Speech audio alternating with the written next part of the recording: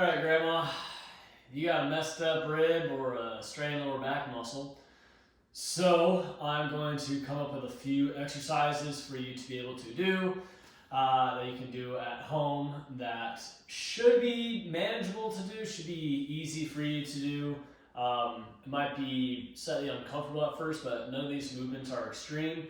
They are designed to use the ribs a little bit, and whether it's in kind of a flexion extension type way or a little bit of rotation. Basically, we just want to start gradually incorporating and introducing good healthy movement into your spine and rib cage, which that's what's going to facilitate healing. Healing comes from the proper movement of things, and being able to do that to a degree is going to help facilitate what you're dealing with, what's been going on with your mid back on the right. So first thing is going to be breathing. That's probably going to be one of the easiest things to do at the beginning and probably one of the most necessary. I typically like doing this laying down, okay? And so first is going to be just focusing on having our lower ribs expanding outward. So what I'm going to do is lay down like this. I'm going to put my ribs or my hands on my lower ribs on the side, and I'm going to breathe.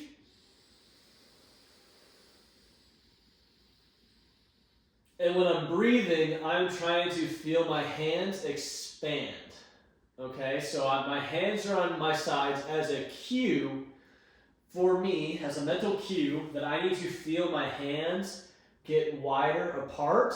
I'm not breathing into my upper ribs. I'm not trying to feel my chest expand. I want to feel my lower ribs go out to the side. This is called diaphragmatic breathing, diaphragm breathing. And since your issue is in your lower ribs, we need to have proper movement of that. This is going to be the safest one for you to do because I'm not having you actually move around. I'm just trying to have you breathe.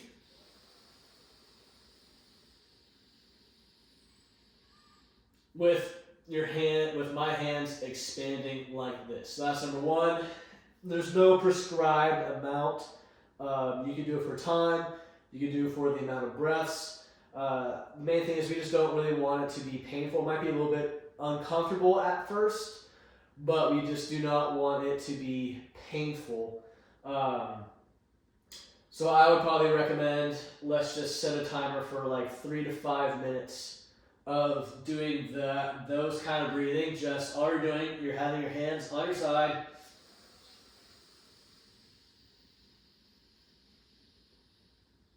Breathing in, feeling the space in your hands get wider.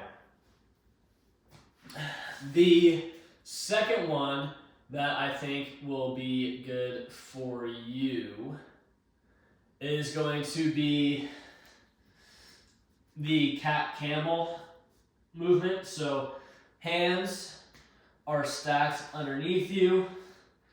Knees are 90 degrees under your hips and torso. And then legs are 90 degrees like this. So I'm not here. I'm not there. I'm 90, 90, 90. Okay? And all I'm doing is I'm taking my mid back and I'm arching it like a camel. And then I'm going down like this, like a cat. And then as I do this movement, I'm thinking of going almost one vertebra at a time. And at the very end of this movement, I'm tucking my tailbone in.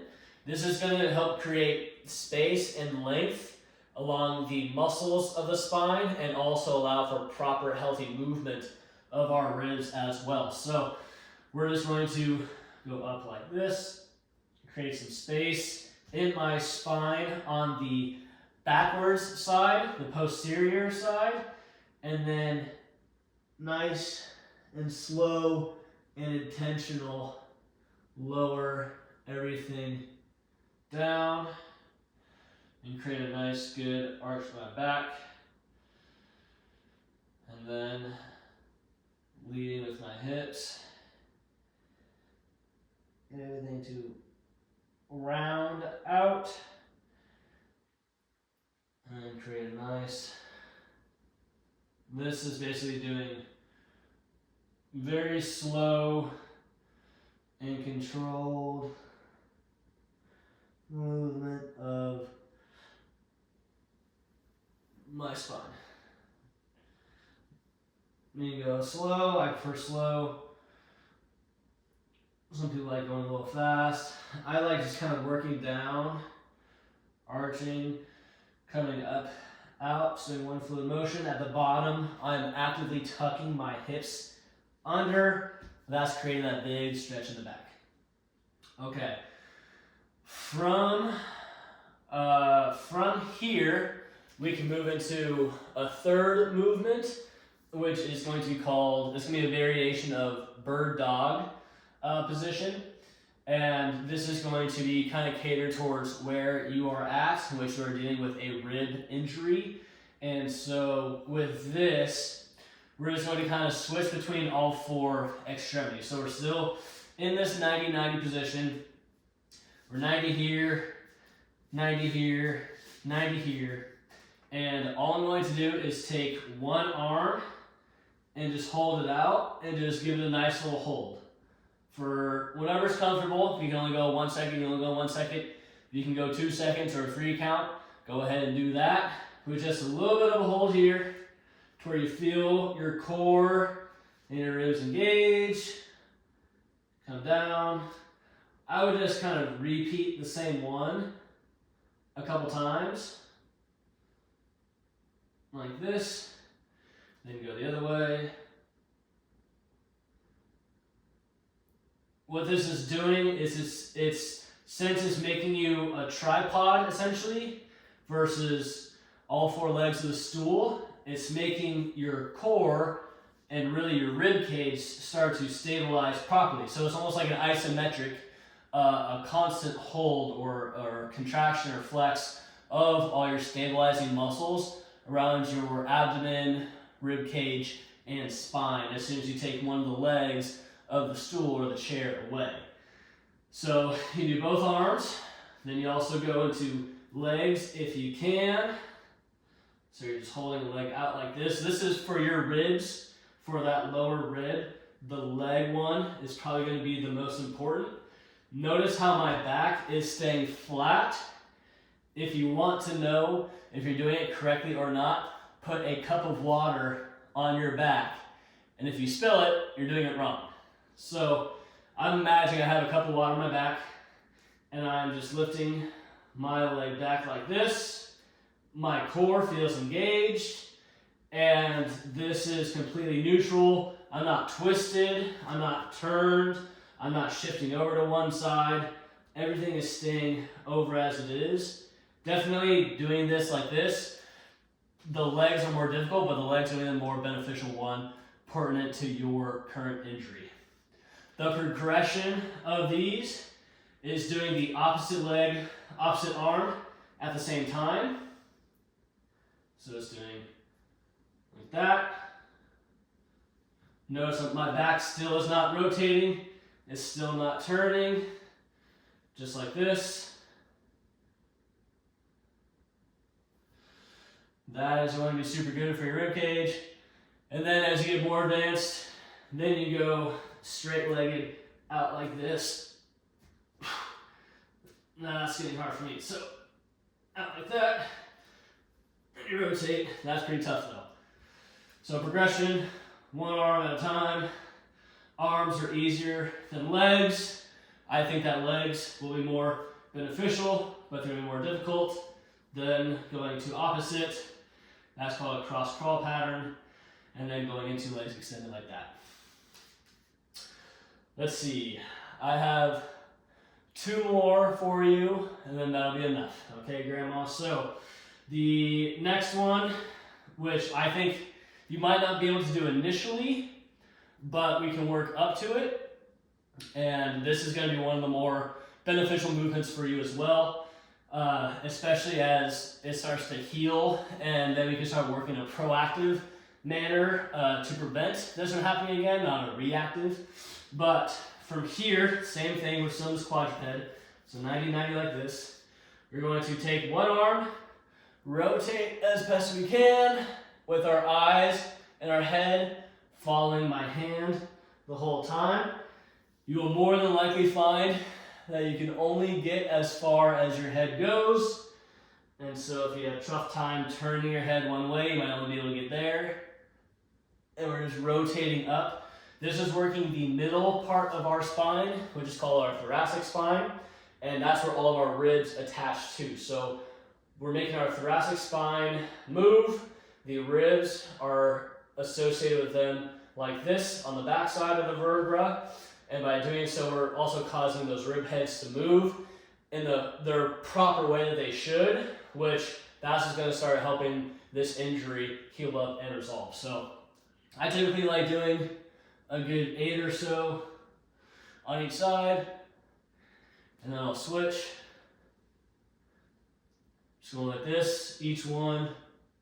I'm just observing if I'm able to get a little more in, a little more movement in as I start to kind of warm up like that. All the rotations come from the mid-back. I'm not torquing my body, getting off balance like this, not forcing it. It's all just whatever I got. That's about what I got from there. And this is making all of my ribs move the way that they are meant to move. Another option is doing it with your elbow down. Personally, I like doing it like this the most. So same thing, hand here, just opening up like that.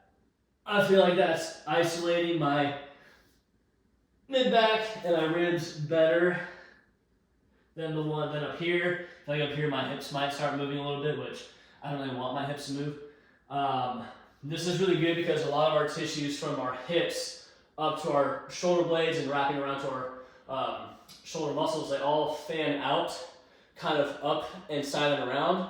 They're not straight up, they're not straight sideways, they're diagonal. And so by moving like this, I'm making, everything is pivoting from my lower back and it's spiraling up around my rib cage and my spine, like so.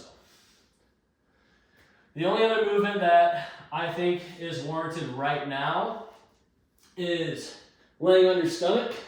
Hopefully you can see me. If not, I'll have to re-edit this video. But the same kind of concept as the bird dogs. This one, you can just slowly lift probably a leg up, keeping a leg straight. I would actually go both legs at the same time. Just a slight contraction at the very bottom, like this. Really slow down. Legs are staying straight. Contraction at the bottom like that, or top. Go back down. You can point your toes down if you want. And this is just helping out those spinal erectors, helping strengthen the muscles of our spine. So what each of those movements are called, the first one was that diaphragmatic breathing. I like doing that laying down, putting my hands on the side, feeling my ribs expand outward, making sure that I'm feeling the space between my hands expand out. I would recommend about 3 to 5 minutes worth of that. Then the next one was the Cat-Camel. That's one where my back is going rounding like this, extending like that, going nice and slow. That's just creating some space and gapping between the spine and the ribs. Super healthy movement for our thoracic spine, and I mean overall the whole spine too. Then we're targeting rotation, or then we're targeting a little bit of isolation with the bird dogs. That's when we're on all fours. We have one arm that goes out, kind of repeatedly hold a little bit like this. Arm goes out, kind of go back, hold a bit. Then we go to the legs. I think the legs are going to end up getting the best results. It might be tougher to do initially, especially if you're in pain right now. So might just be arms for now, but maybe we can build up to doing the leg portion of it. And then as we continue to get stronger, maybe in a month to 2 months, we can start working on having both the arm and the leg go at the same time. But that's more down the road. The one that I think will be The bird dogs will help out a lot. I mean, all these are going to help. The fourth one was that thoracic spine rotation, or T-spine rotation, T as in train. That's one where my hand was like this, and I was opening up like so, and that rotation, that's probably going to be the best thing for your ribs in the long haul. Once again, that might be tender and painful initially as you're dealing with this injury. It could be that the only thing you're able to do is breathing for this week. I don't know. You're going to have to test that yourself. I don't want anything to really hurt you right now. If it hurts, just skip it. Maybe try doing it next week. Whatever ones are painless, that are doable, those are ones that we can do this week. The last one, that's technically called a reverse leg extension, or prone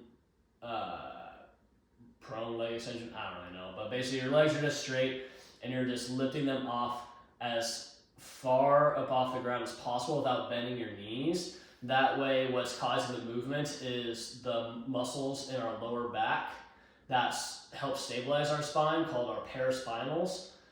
Really is quadratus lumborum, but that's the muscles at the bottom of the spine, right for the hips, and then also be top part of the glutes that are making our legs lift up like that. So that's where you should feel a lot of contraction. I like to give a nice little hold at the top. So imagine this is my leg, this is my upper body. I like getting a little bit of a hold at the top and then just really slow down. When I get back spasms, I do this one often. That just helps start getting that area to stabilize again, start to flush out some of the stuff. So hopefully this video finds well, hopefully it works well, and I'm able to get it uploaded and everything. But that is my kind of introductory spine rib cage flow that I think is going to be the best thing for you with where you're at with your rib injury.